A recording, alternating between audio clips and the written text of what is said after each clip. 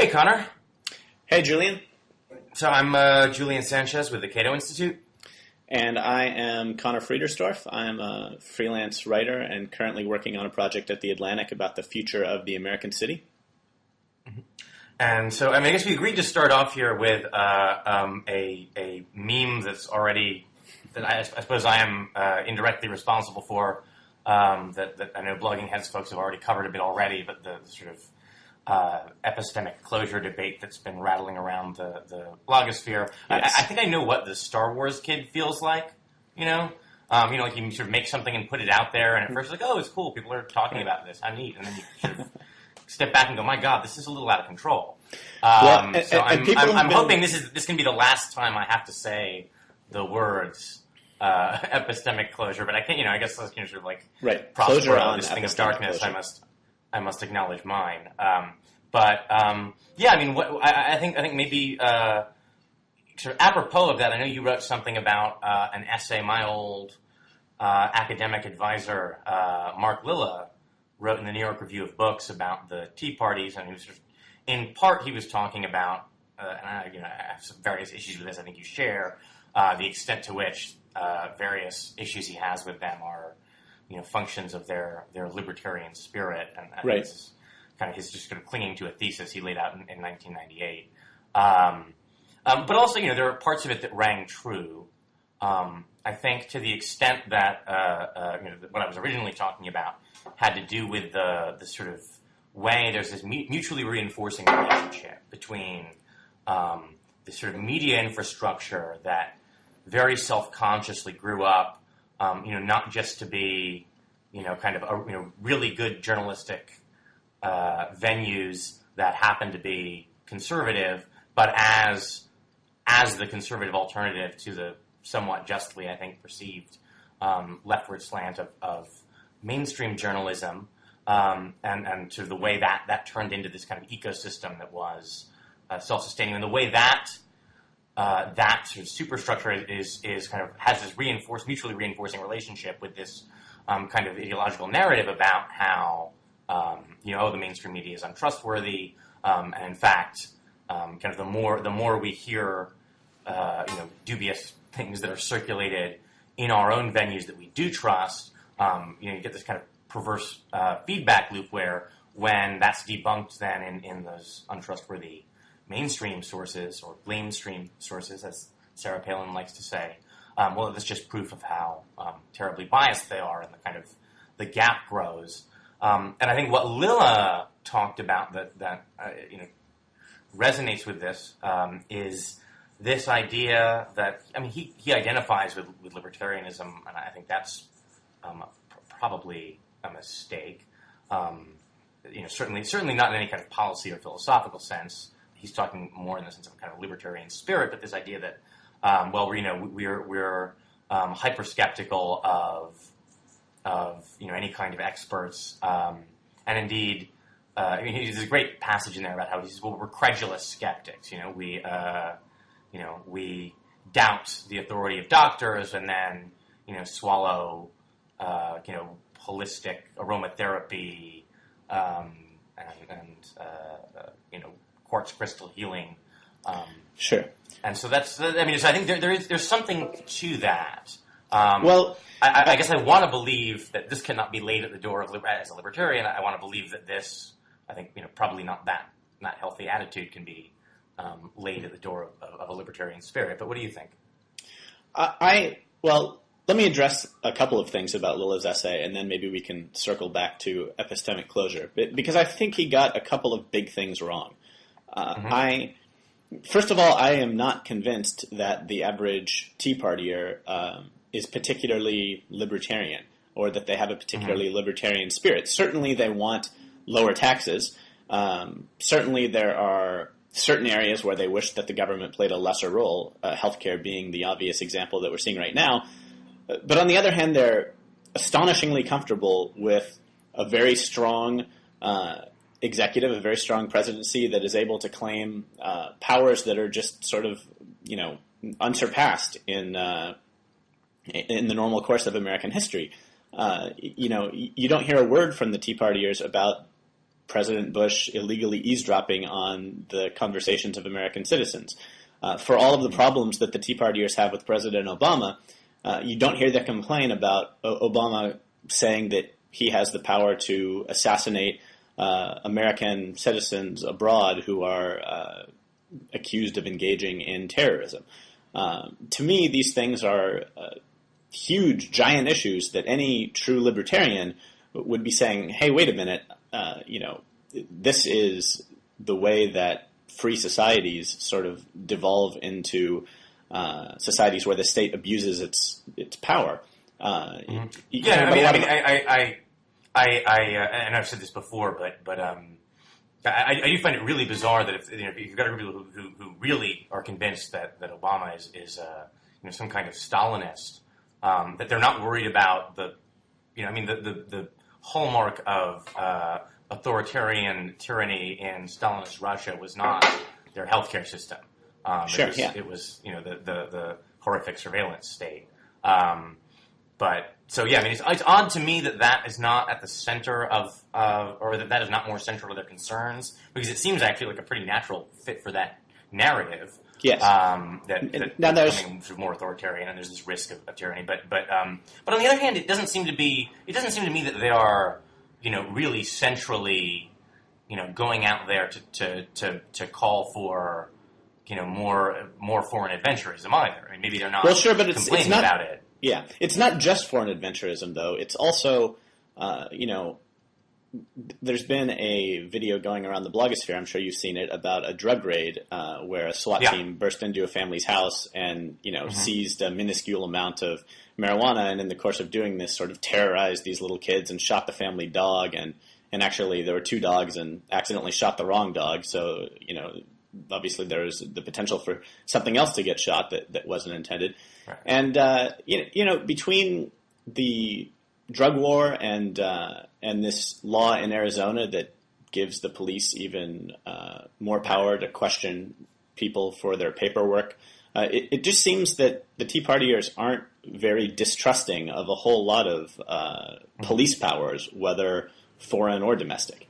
And, I don't know. So this is just a very brief sort of slight aside. One thing that's sort of interesting to me is that there's this real asymmetry where I think that there's a sort of central conservative insight that I think both liberals and libertarians could do well to take more seriously about the kind of importance of these background kind of cultural norms and traditions that are really hard to kind of change with the wave of a wand or the passage of a statute. And so it's weird for me to see when people say, well, we're worried this will increase racial profiling. You see conservatives saying, well, but the law says there won't be any racial profiling. And so, it's like the magic power of legislation will overcome all the other kind of structural incentives this creates. And I think the same thing, again, I'm returning this just because I work on intelligence and surveillance so much. I remember doing an interview with Russell Tice, an NSA whistleblower, a few years back.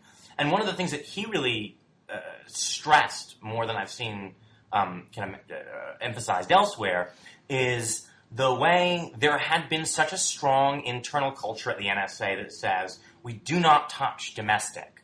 We do not spy on Americans. We do everything we can overseas. But there is this bright line, and it's like a point of pride that we have this incredible capability, and it's just not done. You don't blur that line. You don't cross that line. And there's not, I think, nearly enough focus on this idea that, look, above and beyond the formal legal process requirements that one goes through, it's actually this kind of incredible achievement to have intelligence agencies with this kind of institutional culture, and you can't do oversight over that. You can't really change that with a statute, and so eroding that is actually incredibly dangerous in a way that is hard to predict the effects of. But sorry, that's my tangent. Sorry, returning. And returning to your point. Yeah, and returning to the Arizona law specifically, it isn't just that this law gives gives police discretion and is written in a way that maybe they won't actually follow the letter of the law. It's that in Arizona already, there is a sheriff, Joe Arpaio, in one of the most populous regions who is already embroiled in lawsuits because of his racial profiling and who is abusing his power in all sorts of ways already. I mean, there's video of one of his deputies walking in open court and stealing documents from a defense attorney during a trial. And Joe Arpaio, refuses to punish him. In fact, launched a vendetta against the judge who did try to punish him.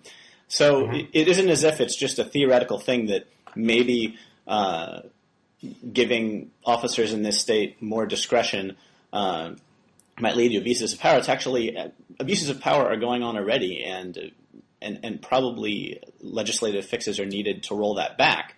And obviously this law doesn't directly address Joe Arpaio and that issue, but when people say, why don't you trust the Arizona police to exercise common sense, the answer is experience and what's already gone on.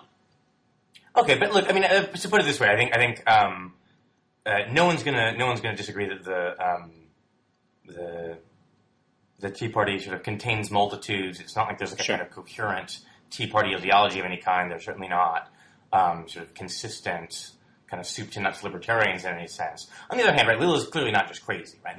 There's obviously a sense in which you can say that that to the extent that what they're formed around and are reacting to and are centrally about is sort of this healthcare bill and the bailouts and all these things that are expansions of government. But there is a central kind of libertarian small government streak or animating this. And I mean, I guess for me, the question is in a sense whether that is that kind of primary, or is it sort of an epiphenomenon? Is it that the kind of policy thing is central, or is it that, as Lila suggests, there's this kind of, I guess, cultural sense of resentment of experts, and that ends up kind of cashing out kind of as a skepticism of big government, but is in some other way the feeling that sort of the rest of America is kind of sneered at or regarded as irrelevant by people in the Beltway or in big coastal cities. I'm not sure it's just sort of a chicken and the egg thing. Which part of that is driving it? Obviously, I think that the issue here is that it's this kind of resentment of sort of expertise, or people who think that they know better than you. I agree that in some sense, a healthy sentiment. Does it create this situation where they're more vulnerable to this kind of conspiracy theory because who is the New York Times, or who is the Washington Post, or who is CNN to tell us? Right. Well, I guess my theory is wrong. Lila, I think this is all hard to tease out, partly because there's a certain incoherence to the Tea Party movement, partly because it's not exactly clear, what specific legislative fixes they would want, but also an incoherence that isn't particularly their fault. It's just that it's, in some ways, a big tent movement. There are a bunch of people who feel frustrated with the left and with the Obama administration, and they're all sort of under this big umbrella, and they don't necessarily agree on everything. They just have these common areas of overlap. And if you talk to some of them, they'll say that what we need to do is go back to the gold standard. And if you talk to others of them, they'll say it's this healthcare bill we have to repeal. And if you talk to others, they'll say, well, we just need to keep our jobs here. And so it's hard to, go out and do a rally of a bunch of angry people and people who are trying to get civically engaged and to say, this is what it's all about. At the same time, I do want to argue with Lila again a little bit when he talks about this distrust of experts. And he mentions doctors specifically. I don't really buy this. I grew up in Orange County. I've interviewed a bunch of Tea Partiers. I know people personally who have gone to Tea Parties. They don't strike me as the kind of person that some of your best friends, Connor, are Tea Partiers. I wouldn't say that. Some of my parents' best friends. I mean, and it is an older generational thing. I mean, it's not so much the friend circle I run in, though they aren't Tea Partiers either. But these are mostly people who are middle-aged and older, and they strike me as the kind of people who, when they get sick, they want to pay whatever it takes to go to the best specialist on cancer or the best specialist on, whatever it is that they have. Not people who distrust the medical experts. Maybe they mistrust medical experts in the abstract. Maybe they distrust medical experts to sit on panels deciding, what procedures are covered. But I don't think that they mistrust their doctor. And I think that if their doctor has an Ivy League credential on the wall behind him, all the better. I just don't buy that the Tea Partiers, of all people, they're relatively wealthy compared to a lot of America. And I just don't buy that they don't trust doctors, for example. I think that there is a sort of establishmentarian populist thread to them, a distrust of experts. If you talk to them about global warming, for example, they'll really distrust the experts. Right. But I don't think that Lilla's example was very good, and I have a hard time coming up with what exactly the distrust of experts is, but I didn't think that Lilla nailed it. Right. No, that sounds plausible to me. I think, again, because, we're talking about here in a sense of technical expertise. I guess it's just the question. There's a sense of politicization or a perception that that scientific expertise has been politicized in a way that I don't think there's a sense that medical expertise has been politicized. Although maybe if doctors were weighing in more vocally on the benefits or harms of the healthcare bill, that perception would be there. Right. Well, I guess I attribute this, in part then to the sort of media explosion, which is the more different views are out there, the more I think you have a sense of being at liberty to choose the ones that are congenial to you. And more to the point, the more a claim is repeated because there are all these different blogs and news channels and radio hosts who are kind of sort of connected to each other and reading each other and echoing each other. There's this. You actually do. Speaking of medicine, you see this in medicine sometimes. My father's a doctor, and he used to talk about how there would be some claim that had been repeated forever and ever, and it's in dozens and dozens of journals and papers.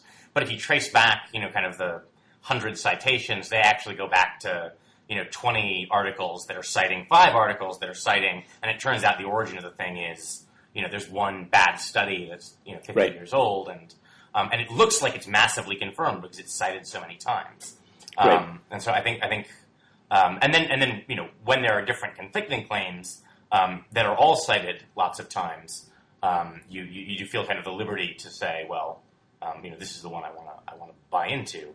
But so you have now, I think, kind of made an interesting attempt to kind of flip it and use technology to try and kind of puncture the bubble and try and kind of push back on the problem. And I am actually pretty convinced that not only, I think I'm afraid it was like seized on in this way by some of my friends on the left as being some kind of like intrinsic pathology of the right. I think it's a kind of just the sort of growing pains or baby steps or whatever of this sort of burgeoning media ecosystem, and that as it matures, it'll probably fall away, or at least I hope it right. will.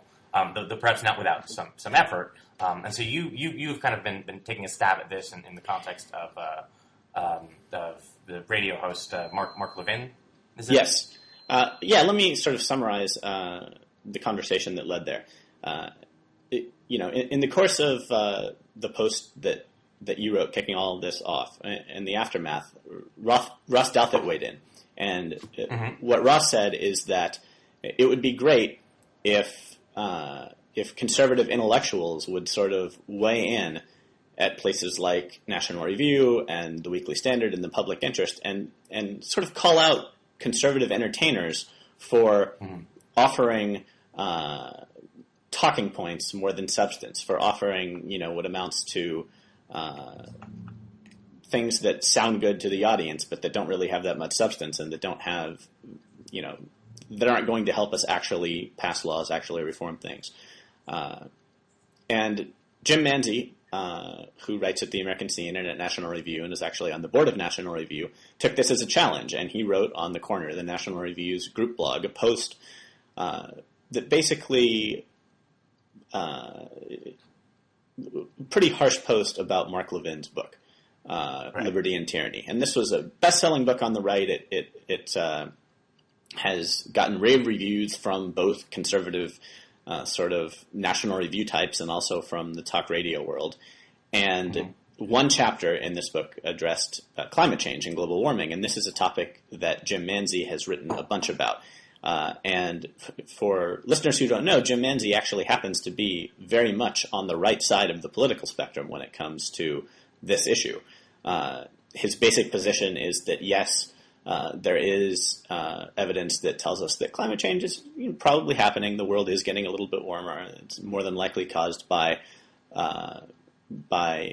partly by things that humans are doing, but that actually the harm that this is going to cause isn't all that much compared to the likely costs of addressing it. And so on a cost-benefit analysis, we should reject cap and trade, we should reject a carbon tax. And, this is pretty close to the exact policy prescription that, Mark Levin would want as well. But nevertheless, he said, Mark Levin's dealing with global warming is, I think he called it a textbook case of epistemic closure. The book was basically inaccurate in all sorts of ways, misleading in all sorts of ways, and most importantly, maybe, didn't make any attempt to deal with intelligent people on the other side of the debate. In Liberty and Tyranny, the other arguments aren't engaged. They're just kind of sidestepped in a way that Manzi calls willfully ignorant. I will say this is one place where I think actually like Lilla's sort of argument has some purchase for me because I feel like I can kind of look at the arguments back and forth, but at the end of the day, I just recognize that I'm not qualified, even if I read a whole bunch about it, to know the difference between a plausible sounding criticism of the kind of mainstream climate science and one that's genuinely accurate and one that sort of sounds kind of convincing but is crap. I would need a lot more training and a lot more study to know that. And I do have this sense that more and more I think people think that, I read this chapter in a book and so now I can, I'm competent to know that these scientists are all lying or confused. Right. Or frankly that they're right. I mean, they're scientists and I go, it seems like a lot of scientists say this. I will assume there's something to it. But it's not like I'm in a position to like on the merits, read the technical papers and say, yes, this is a well-constructed, study. Right. So when he is criticized, Mark Levin has this tick of basically lashing out by calling the person who was arguing with him nasty names and by attacking them personally. I believe you're is it Conor Friedersdorf? Yes, I am Conor Friedersdorf, and there's I believe Andrew Sullivan at last glance was Andrew Swampland. And that doesn't even, we can do better than that. But, there are a lot of them that you could do better than. We'll link to the page where Mark Levin lists his most deranged bloggers. Awesome. And coincidentally, all of the most deranged bloggers happen to be people who've criticized Mark Levin. In any case, Mark Levin lashed out. Clearly, that's the ultimate form of derangement. Right.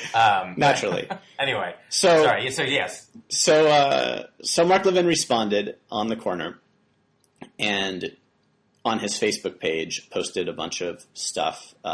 In one post called Jim Manzi a global warming zealot. And that just, Mark Levin is sort of misleading people about the truth all the time. But that just really jumped out at me because here's a guy who's written in the Weekly Standard and the National Review about climate change at great length. He's probably the right's most prolific opponent of the Obama administration's agenda on this. And I thought, well, here's an example of where Mark Levin is attacking a fellow conservative in a way that is obviously dishonest, that is obviously provable as something that is willfully misleading his audience. And in the past, you couldn't do much about this because the guy's on the radio and, he has call screeners and he just talks to his audience for 3 hours every day. And so how do you ever push back against this for people who just listen to him in the car and don't read blogs? And, this is the average information consumer in the United States. Well, I thought this has actually sort of changed now that Mark Levin has a Facebook page. And maybe this epistemically closed world of Mark Levin listeners could be reached now through social networking. So I wrote a piece in the Daily Beast, and I sort of laid out exactly what I've said here, and wrote an open letter to Mark Levin's listeners that could be directly linked, and basically said, look, I think he's misleading you about Jim Manzi, and I encouraged people to reach out to his listeners on Facebook and send them messages to try and get this column in front of them. And I suspected that Mark Levin would actually link the column himself and sort of help me to reach his listeners, which he ended up doing. And I have had probably 30 or 40 conversations with his listeners over Facebook and over email. And it's been an interesting experience. I've gotten everything from, you are a terrible traitor to the United States who should be,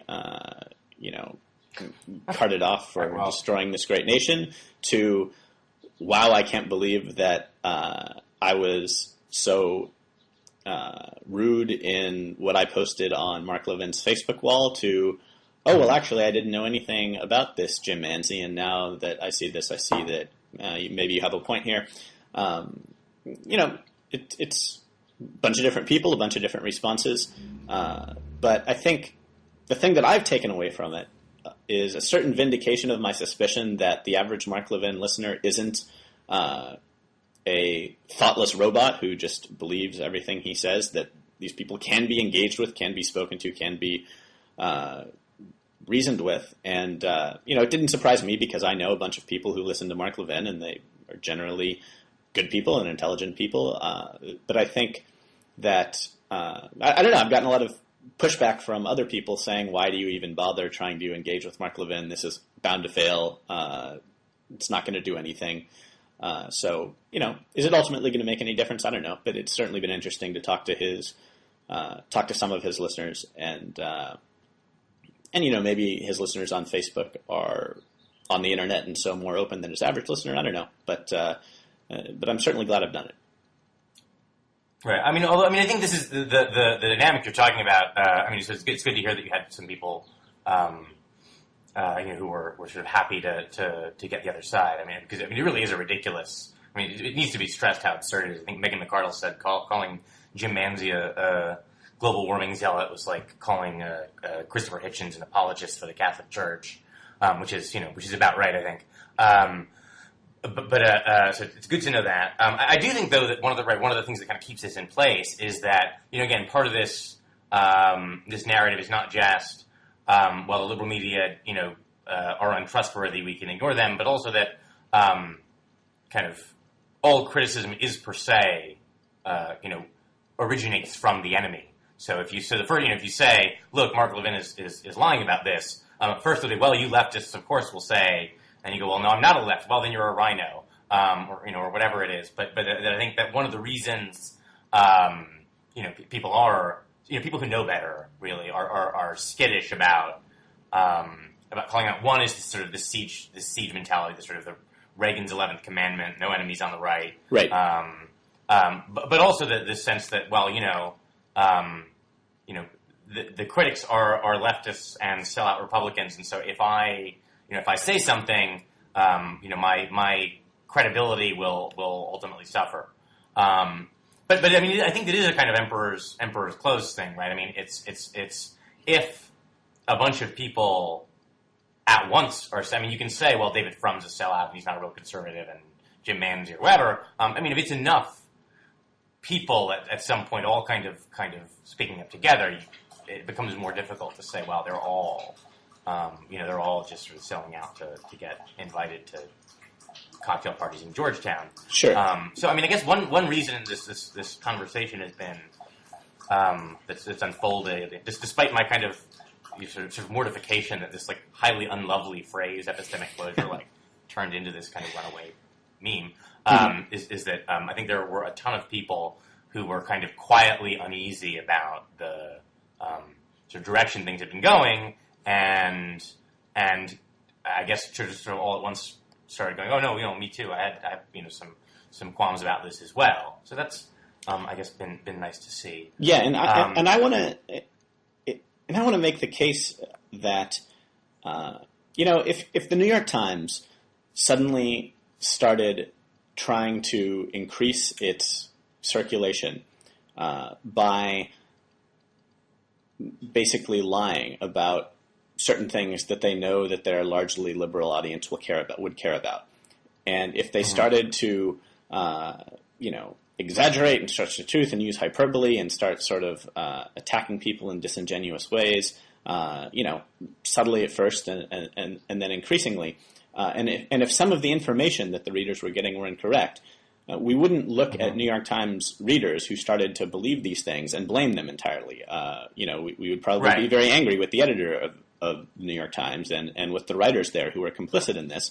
And if elsewhere on the left, if Matt Yglesias at his blog, instead of criticizing the New York Times for spreading untruths, actually said, well, no, it's the critics of the New York Times who are disingenuous, then we wouldn't. Then we would start criticizing Matt Yglesias for being complicit in this. Right. And I would just like to suggest that, whenever I criticize talk radio hosts, I'll get blowback in email that basically says, oh, you're just an elitist who thinks poorly of talk radio listeners. And actually, this isn't true. You think we're all closed-minded, dogmatic rubes, and it's not. I mean, it's like the most open-minded guy in China is going to have a highly imperfect picture of the world. Maybe they actually sort of North Korea, right? I mean, you could be like the open-minded genius, but like if your media environment is North Korea, you just are not going to have you're going to be epistemically closed. And where I'm coming from on this is, I'm someone whose grandparents are big talk radio listeners, and my grandparents are just two of the best and most intelligent people that I know who just made incredible lives from themselves from very little. And I see what their ideological commitments are, and I'm very sympathetic to them. And I see the ways that people who, conservative entertainers who know their ideological commitments manipulate them with misinformation in a way that, they don't presume that these people who seem to care about them on the radio every day are just willfully lying to them all the time. And so I would make something of a defense of talk radio listeners and argue that a big part of the problem, not the whole problem, but a big part of the problem is the elites. It's the willingness of these talk radio hosts to say anything for book sales, or, it's not always book sales. It's not always that they're just selling out. It's that they buy into this idea about political discourse that if you're on the right side, it doesn't matter if you engage in propaganda because that's what politics is and it's necessary. It's a means to an end, and the end justifies the means in their mind. And I think that if you were a writer at National Review, if you were Jonah Goldberg, say, who has also weighed into this epistemic closure debate, you might think, well, these guys are much more powerful. They have many more listeners than I have readers on an average corner post. I don't have any influence over these people, but I actually don't think that that's right. In my experience, arguing with Mark Levin, which I've done quite a bit, Mark Levin cares a lot about what elites think of him. He cares a lot about what people at the National Review think of him. And if they would call him out, I think it would do a world of good. Maybe not in his case, but maybe in the case of the next talk radio host who is weighing how far he can go in misinforming the audience. And I just think that, conservatives, and actually everyone in across both sides of the ideological spectrum, need to stop with this ends justifies the means attitude and start demanding that people just tell the truth and see it as a sign of profound disrespect for the talk radio audience when their host's assumption is that in order to motivate them politically, they need to tell them untruths. Because surely there are true things that will motivate these people, and they have honestly held beliefs. It just sort of bespeak a kind of shocking lack of confidence in your position if you think, we're at war and so, we'll do whatever it takes. But I mean, if you think it takes more than or less than the truth, then how confident are you in what you're saying? Yeah, and if I could, This is actually maybe not, sorry, go ahead. Well, I was just going to say, and one more example of this sort of thing that I wanted to mention because I was just looking at it before we started talking. I'm sure you remember the Acorn tapes, the big Andrew Breitbart, big government story. And in one of those tapes at Acorn San Diego, there was an Acorn employee named Juan Carlos Vera. And when he was talking to what he thought was a pimp and a prostitute and what was in fact two undercover conservative filmmakers, he seemed willing to be complicit in helping them smuggle illegal aliens, underage illegal aliens across the border in order to work in the sex industry. And you see him sort of smiling, and you see him, saying, oh, well, what city are they leaving from? Maybe I could help get them across the border. And this is what has been on Andrew Breitbart's site.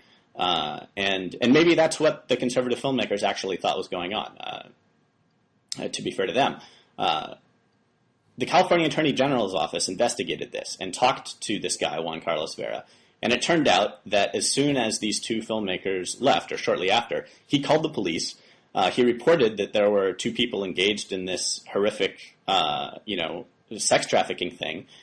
He was passed along to another police officer. The phone records confirm that he actually did contact police officers. Interviews with the police officers confirm that he did so. And so the guy did exactly the right thing, basically. He tried to get out, he tried to get as much information from them as possible, and then he called the police afterwards. It's exactly what a good guy would do. It's exactly what you would want to happen. This is a matter of public record now. We can link to the Attorney General's report. I have emailed and tweeted and tried to call Andrew Breitbart about this and told him, look, you need to correct this. You need to go on the page where this story is still up at your sites and say, this wasn't what it seemed at the time. This is an innocent guy who your audience thinks is willing to do this. And it's also, the audience now thinks that in left-of-center nonprofits that people are just willing to engage in sex trafficking. It's just fundamentally misleading them about the nature of the world. And it shouldn't be a big thing to tell someone who runs a website, look, you got this hugely wrong and correct it. And yet I've gotten no response from Andrew Breitbart. He has blocked me from following him on Twitter as a result of this. And all of the media outlets that picked this up and ran with the Acorn stories, none of them have addressed this either. You're reminding me of, I'm sure you remember this, you may even have been there also, a couple of years back at CPAC, the Conservative Political Action Conference. It was Tucker Carlson, kind of got booed because he said, and I guess the upshot of this was ultimately the Daily Caller site that he started, but he was saying, look, the growth of conservative media is great, but what we really need to worry about or start trying to do is in one sense, emulate the New York Times, booze. He's like, no, because, they're a liberal paper, of course, and there's a slant to the left, but they are fundamentally, dedicated to accuracy and to doing good original reporting, and people are, just sort of booing this and rejecting it. And he says, well, come on, you don't think that despite whatever liberal slant they have, the New York Times, basically cares about reporting accurately? And I remember someone kind of yelled out from the audience, well, how can you say that? I look at the New York Times every day. They run corrections. Right. As though, of course, well, my God, they make all these mistakes. Yeah. As opposed to seeing I guess the assumption being, well, we don't see corrections on these other sites. It must be because they never make mistakes. So, I think maybe that's part of it in a way. There's this weird, in a sense, again, it's kind of the syndrome where you can seem more infallible in a sense if you just don't care about correcting the mistakes that inevitably any news organization is going to make. Right. So why don't this actually sort of flows into, we've been kind of beating up on poor conservatives too much. Let's maybe shift to I know you wanted to talk about a case that's been in the news out of Harvard at Harvard Law School involving a sort of racially inflammatory email that went around and kind of turned into this, again, it kind of blew up into this meme, and so you had a lot of sort of students and bloggers, mostly, I guess, on the left, are saying that the person who wrote this email should in some way have her kind of career derailed or otherwise be, I guess, sort of shunned and punished somehow. Well, yeah, the background on this is that there was a third-year law student, I believe, at Harvard who is going on in the fall to do a federal clerkship. And she was at dinner, I think in the dining hall, with a couple of friends, in any case, a couple of classmates as well. And they apparently had a discussion about race and genetics and intelligence and whether there are genetic differences in race and whatever. They were talking over dinner. And after this dinner, she got home and she wrote an email to both of them saying, I was just thinking more about the conversation that we were having, and she said something to the effect of not being completely convinced that there is rock-solid evidence that there are no differences in intelligence between races. She said, I would like that to be the case, but, I don't know if it is the case, and there are, there's anecdotal evidence that maybe leads me to believe that there could be differences and it's worth studying more. There are others that, of course, lead me to believe that there are no differences. And even though we would all want to do a double-blind study where it turns out that there are no differences in racial intelligence, I haven't seen anything like that. I'm not convinced about it. Now, there are a couple things that I want to say about this. One, I understand why people would be offended by it. I think that this person didn't summarize the actual state of research on this very well. I think that she's actually wrong on the merits to wonder about this, in fact. And I think that certainly she could have phrased her email in a more sensitive way. On the other hand, she was writing to a couple of her friends who understood the context of all of this. And one of those people, possibly after a falling out over some other issue, forwarded the email to the Office of Black Student Affairs at Harvard. And the dean of Harvard ended up writing a note sort of chiding her, and the national media got a hold of it. I think Above the Law was the first blog to write about it, I think, and then Gawker actually outed her and wrote her name. And once the emails were made public, I guess my whole take on this matter is that I think it's perfectly fine for people to be offended by what she wrote and to point out, oh, you're wrong on this metric, or, oh, you should be more sensitive when you talk about this. And, I think all of those things are perfectly fair, and I understand why some people were upset and offended by it. But the more I think about it, the more I think that, anyone who's come up through four-year colleges knows that there is this constant desire to have what on colleges' campuses they would call dialogue on issues about race, on issues about sex. Right. And I'm someone who really believes in the power of public discourse to test ideas, and so I am all for dialogue on these things. But I think that you can either have actual honest dialogue on these things, or you can have social norms against saying anything offensive, but you can't have both of them, because people's honestly held beliefs about race and about gender are going to be wrong sometimes. They're going to be offensive sometimes. To me, the best way to address that is to have open conversations and to jump on things that are wrong and convince people that they're wrong. But I think the effect of something like this email controversy at Harvard is actually that students at Ivy League schools are going to know that they're in the media eye and that any email they write could get forwarded to Gawker, and they're just not going to talk about controversial things. They're just going to start acting like people who want to be on the Supreme Court one day act, and being very careful about everything they say. And perversely, that means that if they have some mistaken belief about race or sex, it's never going to be corrected because they're just not going to talk about it. Yeah, I mean, even I think put it even more strongly than that. I mean, my concern is that there is this kind of narrative that, again, I think is wrong. But there is this narrative that, well, there are these, kind of bold, researchers or voices who are, stating hard truths about these, gender and gender roles or race and intelligence or whatever it is, and they're being silenced by political correctness, and and I do think it's the case that if that is what someone is tempted to think, that when someone without obvious malice, I mean, confused, but without obvious malice, sort of floats something like this and is sort of leapt on so strongly, as opposed to being told, well, no, your views are confused because here's the state of the science. I mean, it feeds into that narrative. It feeds into the sense that they just have to be shut up because we can't talk about these things. And so, I mean, in a sense, you go, well, how would we, what if it were true? How would we ever know if this is the reaction?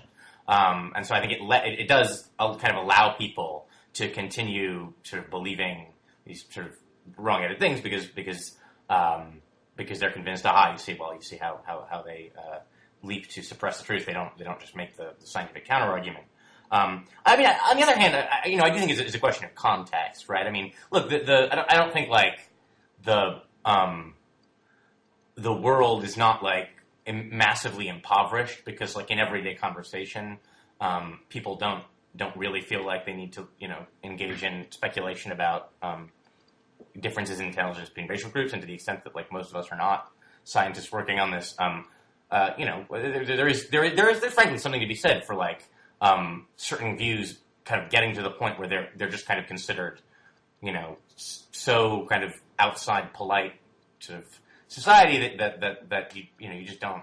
You wouldn't, you'd be too embarrassed even to kind of float this, and sometimes that's healthy, right? Yeah, no, it absolutely is. On the other hand, I mean, as someone who was like a philosophy major and a debater, it always struck me that like part of certainly in the context of a university, that a big part of that sort of formative process was this place where, you would go into a debate round or in a philosophy classroom and you would say, well, could slavery ever be justified? Or, how do we really know there is any objective morality, or that is murder really wrong? Was it a war crime to bomb Hiroshima? Or, I mean, you get to actually, strengthen your views by exploring ideas that, in different kinds of social circles you might consider beyond the pale in right. And I'm glad polite conversation. I'm glad you bring up. So obviously, right? Like, I mean, so if in a philosophy classroom we say, well, how do we know objectively that what Hitler did was really wrong or something like that? Well, in the context of a philosophy classroom, that's sort of an interesting conversation to have. If someone kind of said that to you in conversation, just like on the street, you'd go, well, what kind of a monster are you? Right. Well, and I'm glad I think context is important. I'm glad you bring up Hiroshima in particular, because one thing I always think when I hear the sort of fetishization of offensiveness in the academic community, where they're saying, oh, how could you say this? It was so offensive to members of our community. We need to create a safe space here where no one feels, put upon. And, it's like, on one hand, I really, I want to create communities where no one feels badly about themselves or about the conversation that's going on because of their race or their gender or any other characteristic, right? But on the other hand, in the big picture, it seems like the things that liberal academics themselves want are going to be just terribly impacted if the standard is you can't talk about anything that deeply offends people, right? Because there are all sorts of people who are genuinely and deeply offended by talking about someone being transgendered, right? Or talking about gay marriage, say. And look, I mean, I think that this is a little bit different. I mean, so the discussion of these sort of speculative claims about racial differences in intelligence. I mean, so obviously that is offensive to many people, right? But the reason that's pernicious is not that people are offended. The reason that's pernicious, right? Is exactly. Like, beliefs like this underscored systemic institutional racism for hundreds of years in this country, and I mean, that goes beyond the immediate fact that I'm offended by. Oh, it absolutely does. I completely agree. My only point is that too often in these conversations, in this Harvard Law conversation particularly, people who were saying that this email never should have been written, maybe this person should lose her clerkship, they were emphasizing the offensiveness of it. And the point I want to make is that is a dangerous road to go down because, on the whole, the progressive norms that people in academia want to be fighting for on the offensiveness standard alone are going to be are going to lose out.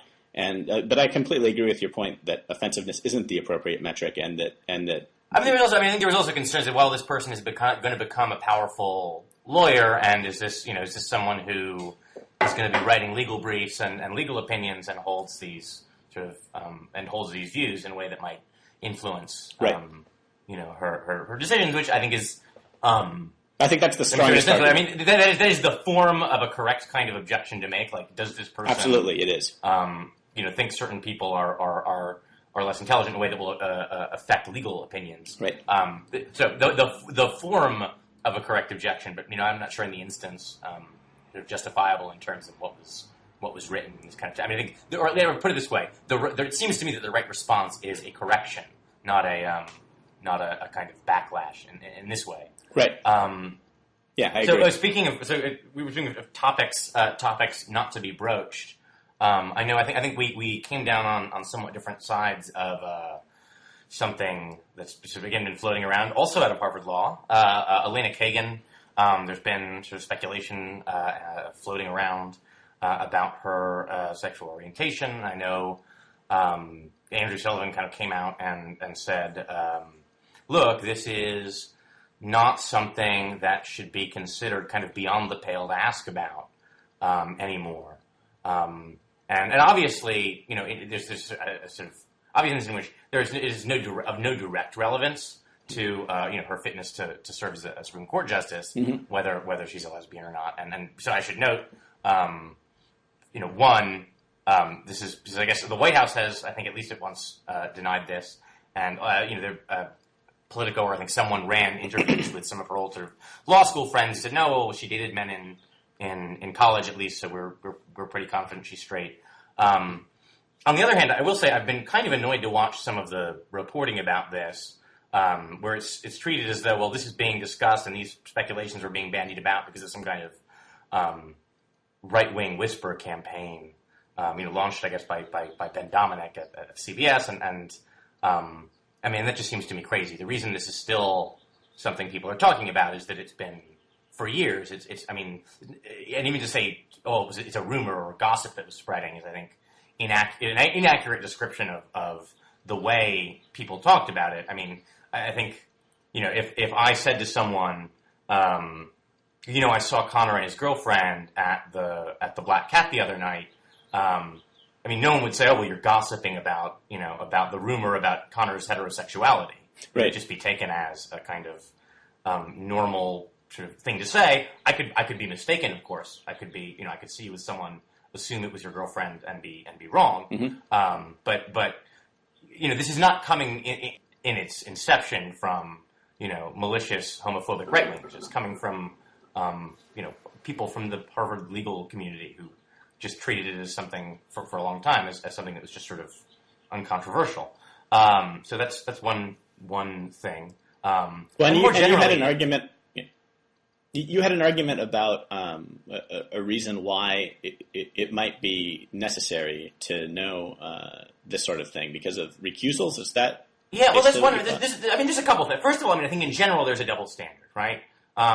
We don't think it's like abnormal in general to talk about certainly. Not in the case of Sunny Sotomayor, beyond their narrow set of legal rulings to talk about the life experience of a nominee generally, and certainly I think no one would say if a reporter went to a nominee and said as a heterosexual male nominee and said, tell us something about your wife, tell us how you met your wife, or whether are you in do you have a relationship or something like that. No one would say, maybe they would say, well, it's not really that relevant to his to judicial qualifications, but no one would say, well, my God, why would you pry into this person's personal life? I mean, I think this is actually the reaction that somehow to ask about this is some kind of outrageous intrusion is the flip side of the kind of classic kind of homophobic trope that, well, it's not that I have a problem with what they do, but I wish they wouldn't flaunt it. And when they say flaunt it, what they mean is, stuff that would be completely normal for a heterosexual, like they're holding hands in the street, or they're kissing each other kind of in public in a non kind of over the top snogging way, or someone is just alluding to their boyfriend. And so we say, look, no, that's a ridiculous double standard. They're not flaunting it any more than any heterosexual is.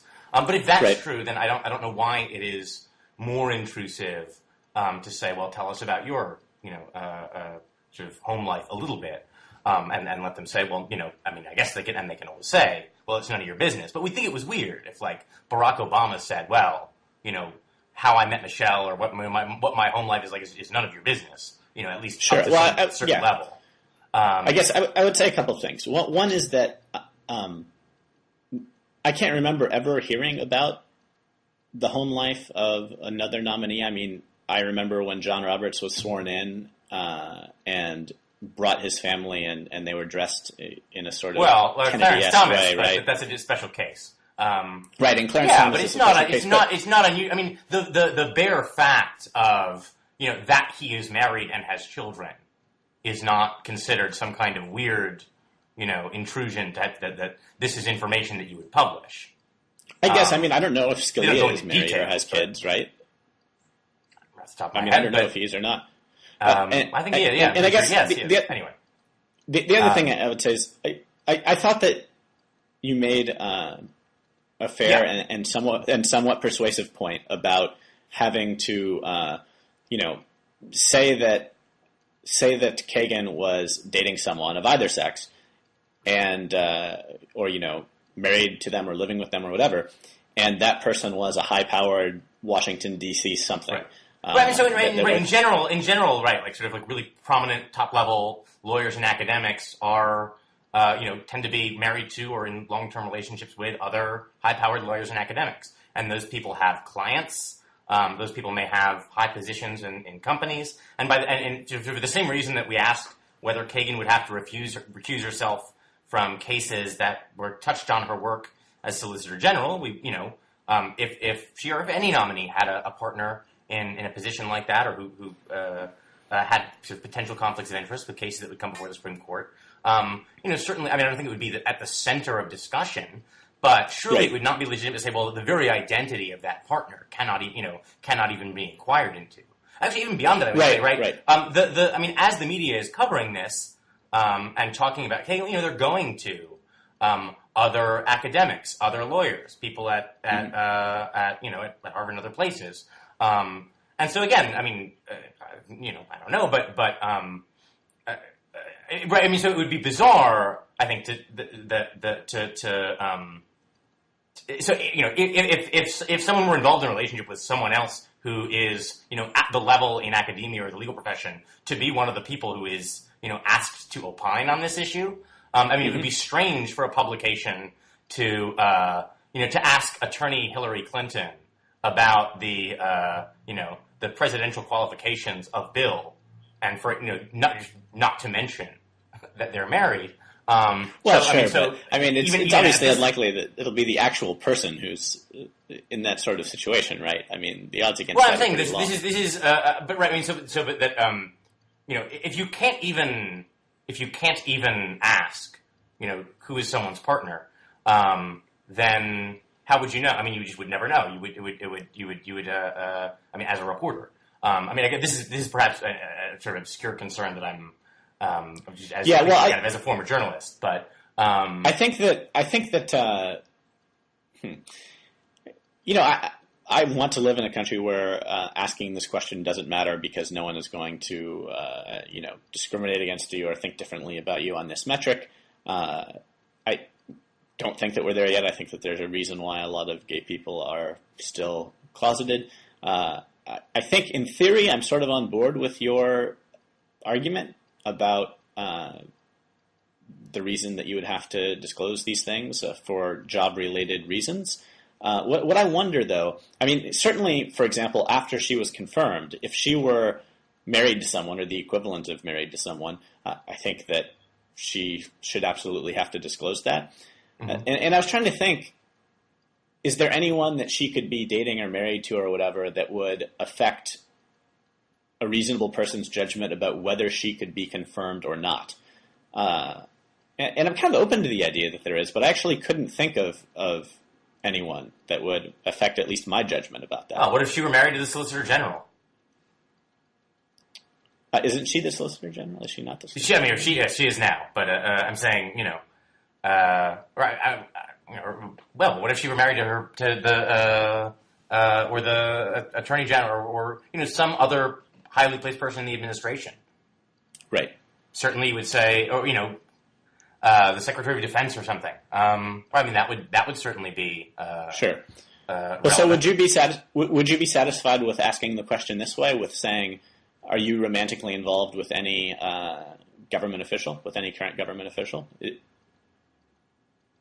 Sure. I mean, I also think I'll actually go a little further and say, and this is, I think, a little less compelling, but I do think to the extent that it now seems to be legitimate to talk about how someone's life experience informs their capacity to judge. I mean, this idea that, Obama brought this up, right? The empathy, the importance of empathy. Do you have experiences that, again, not that somehow out of empathy with a favored group you would ignore the law, but that, do you, in terms of assessing, for example, the practical impact of a statute, let's say the Arizona statute. Right. It might be relevant if you're worried about in practice, is this something that is likely to lead to racial profiling? Is likely to make members of a disfavored class feel as though they're the target of extra scrutiny and of disfavorable treatment by the state. It's easy, I guess, for people who are not at great risk of being pulled over and asked for papers to say, well, the law says no racial profiling. It might be relevant to one's assessment of how seriously to take that, or how or whether it requires perhaps further scrutiny, that one has that experience. So I don't even I think that's arguably relevant.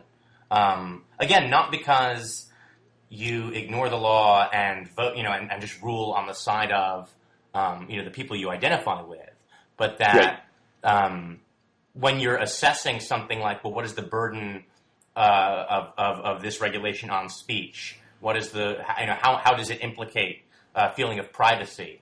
It kind of matters whether you have a sense of what privacy feels like or what it feels like to have your speech. I guess. I guess my problem with that argument is just that I don't know. Whenever I think about the life experience of Supreme Court justices, it just seems to always amount to someone who had one life experience or another and then spent 30 years in the legal establishment of either the conservative or liberal movements. And I think, if I were a dishonest, propaganda hack who was paid to write, the life narrative of a Supreme Court nominee, I think I could do a persuasive job of just misleading the hell out of people about what their life experience has taught them. I just don't think that it's possible to actually know someone's true life experiences and how those would actually impact their thinking. I think you're always just going to get a bullshit narrative if that's a metric that you're trying to look at. That's a good point too, right? I think the danger, right?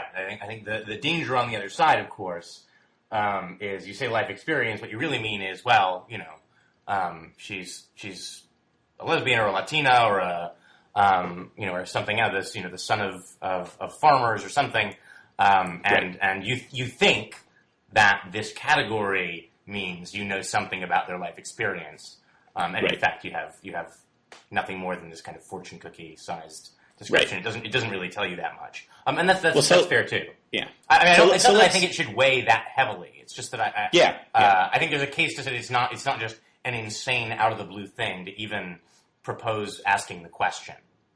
So let's get to our last topic because we're running long, and that is the city of New York. I've been blogging at The Atlantic, this Future of the Cities project, and a post that I wrote that's gotten the most feedback from readers and I think generated the most interesting conversation is my argument that New York plays an unhealthy role on the national scene. And I say this as someone who lived in New York for a couple of years. I went to grad school there. I love New York. I love also an ex-New Yorker.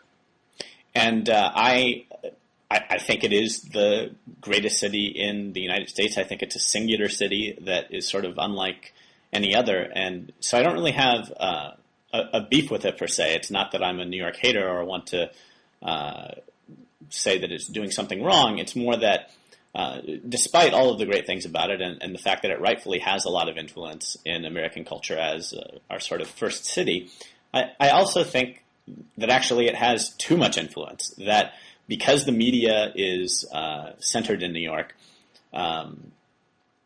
it overshadows a lot of other stuff that's going on in a lot of other cities. And the fact that, the Wall Street Journal and the New York Times are sort of two national papers to the extent that we have one, it makes sense that the New York Times is going to cover New York neighborhoods and stuff. But by virtue of also being the best newspaper in the country, lots of people go to the New York Times online, and so they don't see interesting stories about Portland or San Francisco or Birmingham or whatever. When you think of the really influential national journalism that's getting put out, it's great that This American Life is in Chicago, for example, and that shapes the way that the stories are told, and you get to hear different regional accents. And I wish that there were just more things like that in other places. I wish that there was,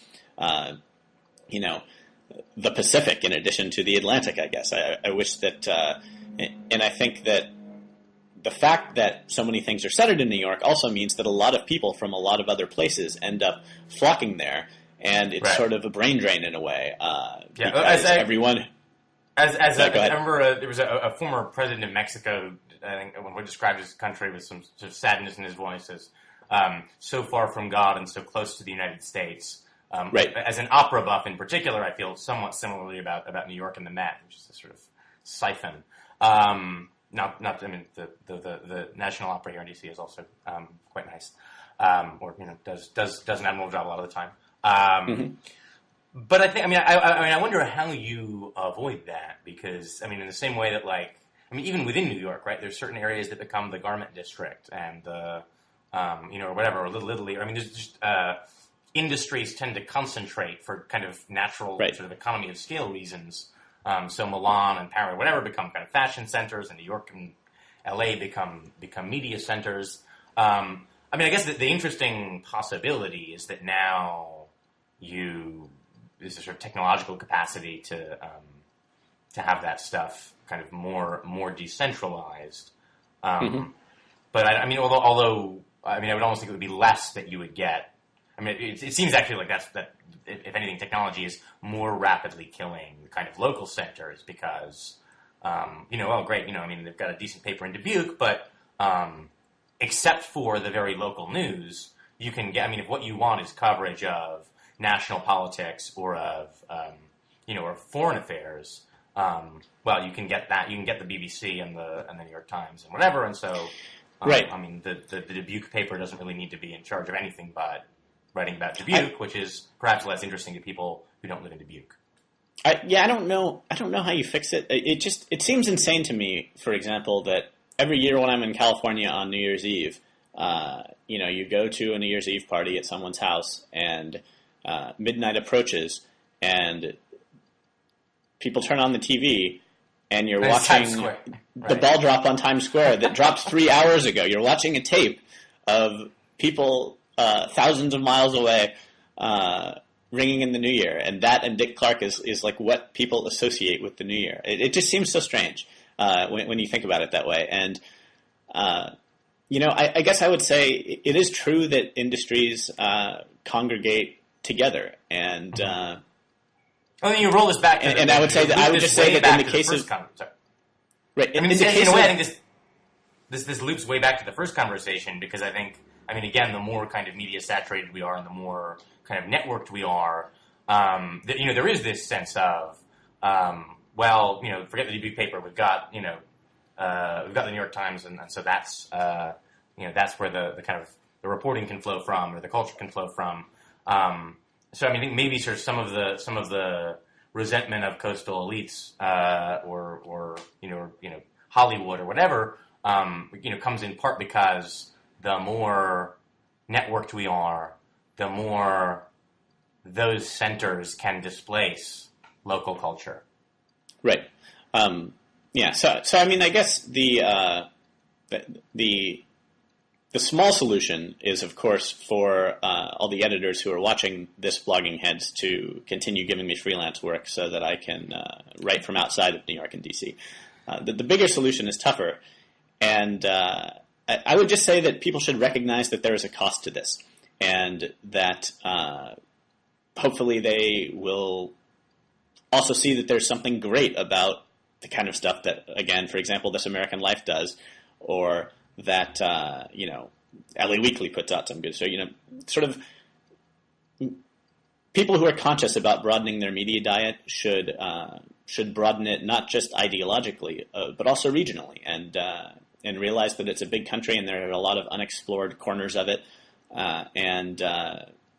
I've sort of another project I'm working on is called WhatAmericaLooksLike.com, and as I was driving cross country recently, mostly across the South, but all the way to the West Coast, I sort of realized how many American landscapes you just never see, because all of the sitcoms are set in either New York or LA, and because even when you see images, even within New York, from afar, you just see images of whatever's right outside the morning shows and the Statue. But this in a way, I mean, this almost sounds like an example of the problem. Right? I mean, like, so like a kind of guy who went to grad school in New York, lived in D.C., and then is like on his way out to L.A., like, will stop through and take a picture and be like, oh, look at my, I got like a photo and like a little write up from like a sleepy town in Iowa somewhere. Well, certainly it would be better, right? It certainly would be better if there was someone living in, there are actually a lot of writers in Iowa as it happens, but if someone were living in Birmingham, and that would obviously be better than passing through. But I think the narrow intention of this project I'm talking about, which is actually just photographs, it's not little write-ups, is to just say, look, here's what a street looks like in this part of the country that you've never been to, and and sort of shake people's general impression based on their experience that this is what the country looks like. No, actually, there are these kinds of environments too. Things look like this too. Remember that it's a big place with lots of regional differences, and seek that out. And I think we're actually beginning to see. We're getting to see a localist resurgence, at least among bloggers I read on the right. There's the Front Porch Republic site that is sort of all about localism, and Daniel Larison's all about decentralization. And I just hope that continues. I think it's, in many ways, a healthy impulse, and that to the extent that there's a backlash of this kind and that people want to read these kind of things, there'll be more of them available.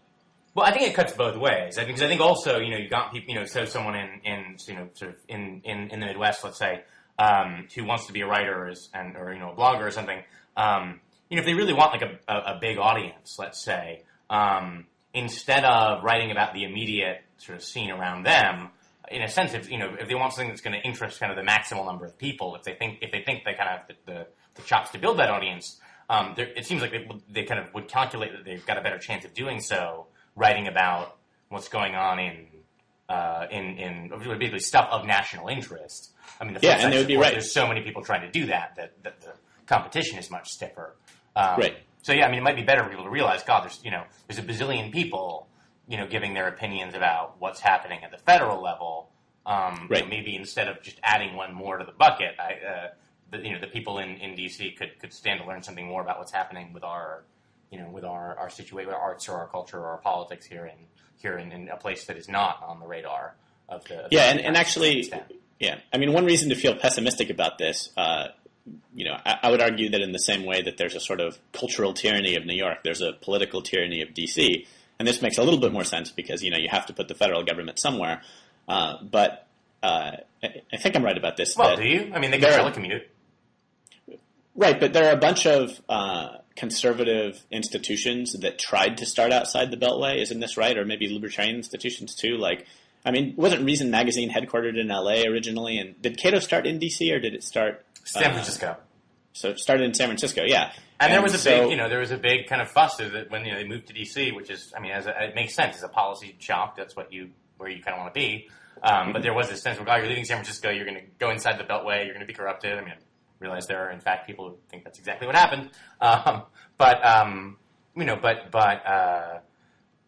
there are also state level. I mean, there's certainly, there's the Goldwater Institute out in Arizona. There's a lot. There's the Show Me Institute in Missouri. There's a whole slew of these sort of smaller state level think tanks that are focused on the sort of local issues. Sure. So well, I would unheard of. I would be curious to see if Blogging Heads commenters who agree that this is at least a problem or something we're thinking about have solutions better than mine, because I don't feel like I have very many good ones. But we should probably wrap up. We're long, but It's been a pleasure talking as always. It's a pleasure as always, and I guess you're on the way out on the West Coast now. We should really follow through on this and just meet at the halfway point somewhere in the middle of the country. Right, Ord, Nebraska. It could be Ord, Nebraska. Excellent. All right, I'll see you in Nebraska. All right. See you, Julian. Cheers.